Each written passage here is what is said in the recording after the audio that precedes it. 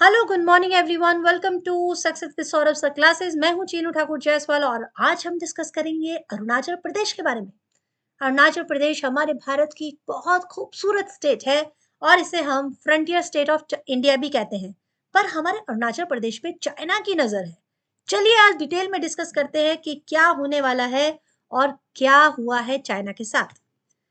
अरुणाचल प्रदेश हमारे भारत के north east में बसा हुआ वो स्टेट है जहां पर सूर्य भगवान सबसे पहले आकर रोशनी देते हैं।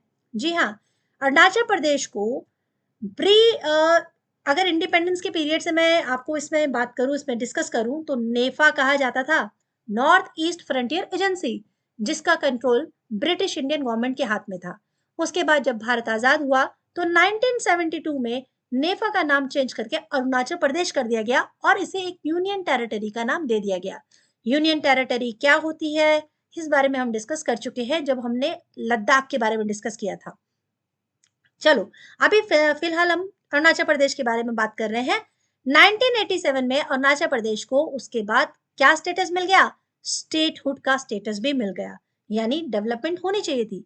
बट फिर भी क्यों उस समय उतनी डेवलपमेंट नहीं हो पाई, जिसके कारण थोड़ा सा इशू आया है अरुणाचल प्रदेश में और चाइना को लगा कि भैया इस पे कंट्रोल किया जा सकता है। अरुणाचल प्रदेश में 1950 में जब पूरे तरह से एडमिनिस्ट्रेशन ब्रिटिश इंडियन गवर्नमेंट के हाथ में ही था तब भी, लेकिन इंडियन गवर्नमेंट, हम ये नहीं कह सकते कि ब्रिटिश इंडियन गवर्नमेंट के हाथ में था, लेकिन अभी भी जो काम करने का तरीका था इंडियन गवर्नमेंट का वो ब्रिटिश पैटर्न में ही था। ठीक है, जब इसे नेफा ही कहा जाता था। 1972 में जब इसका नाम चेंज हुआ और उसे यूनियन टेरिटरी का स्टेटस मिला और उसके बाद जब स्टेट भी बन गया, तब भी उतने लेवल के डेवलपमेंट अरुणाचल प्रदेश में संभव नहीं हो पाई। 2019 में जब सरकार चेंज हुई तब जाके अरुणाचल प्रदेश में कुछ कुछ ऐसे रेजोल्यूशन आने लगे, लिए जाने लगे कि वहां का चेंज होना संभव था। और वो क्या था? रोड इंफ्रास्ट्रक्चर पे सबसे पहले ध्यान दिया गया। ऐसा क्यों हुआ? क्योंकि अरुणाचल प्रदेश का जो एरिया है वो पूरी तरह से पहाड़ी इलाका है। पहाड़ी इलाका होने की वजह से वहां की कनेक्टिविटी बहुत मुश्किल थी। इस तरह के रास्ते बनाए गए ताकि वहां पहुंचा जा सके। एक घड़ी के लिए अगर आप सोचिए ये रास्ते ना हो तो क्या यहाँ पर ट्रैवल करना आसान है? नहीं ना, ट्रैवल करना बहुत मुश्किल था। इसीलिए 2019 के बाद बहुत सारे चेंजेस हुए। जिस तरह से नेशनल हाईवेज बनाए गए जिसमें अलग अलग एनएच थे, स्टेट हाईवेज बनाए गए जो स्टेट के अंदर में थे, और बॉर्डर रोड्स भी बनाए गए जिसे हम ब्रो के नाम से भी जानते हैं। ये जो छोटी छोटी कड़ियां है ना, ये आपके एग्जामिनेशन की कड़ियां हैं कि ब्रो की फुल फॉर्म बताइए। ठीक है, तो इन छोटी छोटी कड़ियों को भूलना नहीं है। आप समझते हैं ये जो स्टेट हाईवेज, नेशनल हाईवेज और बॉर्डर रोड है, ये इंपॉर्टेंट क्यों है? अगर हम अरुणाचल प्रदेश के बॉर्डर एरिया को देखें तो ये है मैकमोहन लाइन। ठीक है ना, ये वाली मैकमोहन लाइन है। तो जो हाईवे बनाया गया वो यहाँ से पूरा इसके कॉर्नर कॉर्नर पे बनाया गया है। यहाँ से लेते हुए पूरा एरिया, पूरा रोड यहाँ से लेते हुए डोंग होते हुए, हवाई होते हुए यहाँ तक जाता है। यहाँ से फायदा क्या होगा कि अगर चाइना अपनी सेना को इस तरफ लड़ने के लिए युद्ध में उतारता भी है तो हमारी सेना यहाँ पर फटाफट पहुंच सकती है और इनको खदेड़ सकती है ना? फायदा समझ में आया? और दूसरा रोड बनाया गया इसके अंदर अंदर में। अंदर में रोड बनने से क्या होगा? कनेक्टिविटी, यानी कि अगर अंदर से भी सेना को जाना पड़े या फिर यहाँ के जो रहने वाले लोग हैं उनकी इकोनॉमिक डेवलपमेंट की बात हो तो ये रोड वहां पर भी हेल्प करते हैं। तो समझ में आया रोड से क्या क्या फायदा है। और भी मेजर प्रोजेक्ट्स आए जैसे trans Arunachal highway, Sela tunnel project, very very important. ये प्रोजेक्ट ने तो अरुणाचल प्रदेश का जैसे कि पूरा लुक ही चेंज कर दिया। अरुणाचल का ईस्ट वेस्ट कॉरिडोर और फ्रंटियर हाईवेज, ये सारी चीजें बहुत इंपॉर्टेंट हुई। इससे क्या फायदा हुआ? क्या सिर्फ सेना के लिए फायदा हुआ? नहीं, लोकल के लिए भी, जैसे इकोनॉमिक डेवलपमेंट जो अरुणाचल प्रदेश के लिए बहुत बहुत जरूरी थी। सोशल इंटीग्रेशन, यानी कि अगर हम देखेंगे तो हमारा जो अरुणाचल प्रदेश है वो अगर चाइना के हिसाब से, यानी चाइना जिस हिसाब से सोच रहा था ये पूरे स्टेट को वो ये यहाँ से अलग करना चाहता था, तो अगर यहाँ की कनेक्टिविटी हट जाती और ये पूरा चाइना का हो जाता तो एक घड़ी के लिए सोचिए क्या हो सकता था। लेकिन हमारी सरकार का जब उस पर पूरा तरह ध्यान बनने लगा, नए नए प्लान्स बनने लगे, तो ये कनेक्टिविटी हो गई। स्ट्रैटेजिक सिग्निफिकेंस जो है रोड नेटवर्क की, उससे क्या होता है? स्ट्रेंथन हो जाता है कोई भी स्टेट। अब बात करते हैं इंपॉर्टेंट टनल की। ये टनल जो आपकी सेना टनल है, इसके अलावा और भी टनल बनी जैसे नेचीपुहू, डोईमाड़ा, सेला टनल। ये टनल 12.4 किलोमीटर की है बहुत लंबी टनल है, यकीन मानिए। यानी कि अगर एक घड़ी के लिए मैं आपको बताऊं, अगर ये टनल नहीं होती है, मैं इसका और एक पिक्चर दिखाती हूँ आपको।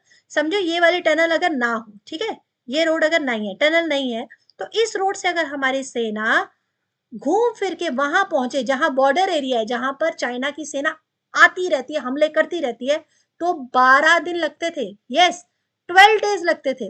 12 डेज में बताओ सेना क्या क्या कर सकती है चाइना की। लेकिन अब कितने लगते हैं? अब सिर्फ 1.5 घंटा लगता है। सिर्फ 1.5 घंटे में हमारी सेना पूरे इस तरफ से उस तरफ पहुंच जाती है।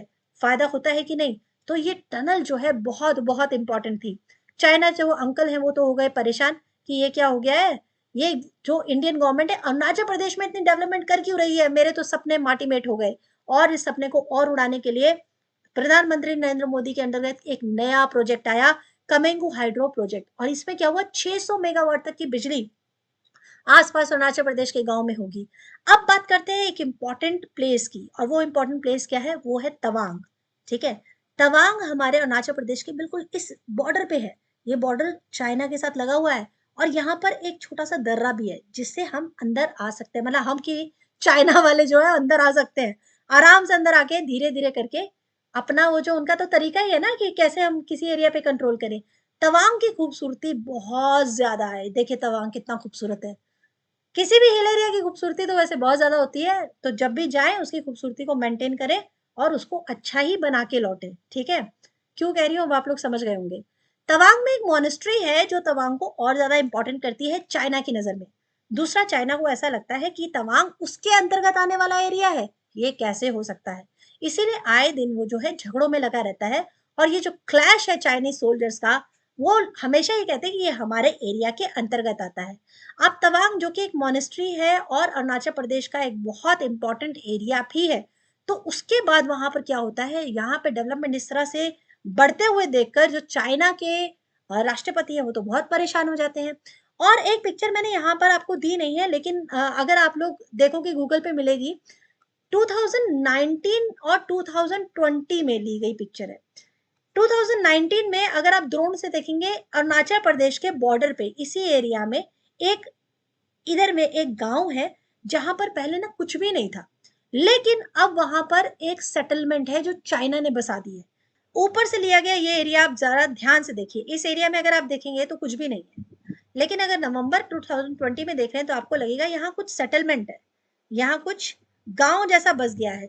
ये चाइना का हुनर है कि जहां पर भी उसके बॉर्डर में इलाका उसको खाली दिखता है जिसपे वो कंट्रोल कर सकता है इजीली, वहां पर वो इस तरह से अपना एरिया बढ़ाता है। और इसी तरह से उसने लगभग 90,000 स्क्वायर, मतलब इतने किलोमीटर एरिया को अपने अंदर लेने का पूरा जुगाड़ कर लिया अरुणाचल प्रदेश में। ठीक है, इसीलिए बहुत सारे प्रोजेक्ट्स तो हैं हमारी जो सरकार है 2019 से, उन्होंने ऐसी चीजों को 2020 की बात है उसने सेटलमेंट बना दी। इस तरह की चीजों को बचाने के लिए अब इंडियन गवर्नमेंट का पूरा नजर अरुणाचल प्रदेश पर है, और आए दिन वहां के प्रोजेक्ट्स बढ़ते जा रहे हैं। रही गई कसर निकाल दी इन गाड़ियों की रेस ने। जी हाँ, इतने सुंदर ट्रैक बन गए अरुणाचल प्रदेश में कि वहां पर रेस होने लग गई है। बड़ी बड़ी महंगी गाड़ियां, जो लग्जरी गाड़ियां, वो भी आती हैं और रेस करने लगती हैं। इन सबसे भावुक होके बेचारे जो चाइना के राष्ट्रपति हैं वो बहुत परेशान है। और हमारे फ्रंटियर स्टेट जो कि अब बहुत मजबूत हो चुकी है, उसको किस तरह से वो अपने कंट्रोल में ला सकते हैं, फिर से इस सपने देख रहे हैं। तो ये था आज का वीडियो। मैं आशा करती हूँ आपको ये वीडियो पसंद आया होगा। अगर पसंद आया हो, लाइक कीजिएगा, शेयर कीजिएगा, सब्सक्राइब कीजिएगा, और मुझे जरूर बताइएगा कि अगर आपको इसमें कुछ चेंजेस करने हैं तो। Thank you so much. फिर मिलेंगे एक नए मुद्दे के साथ, एक नए टॉपिक के साथ।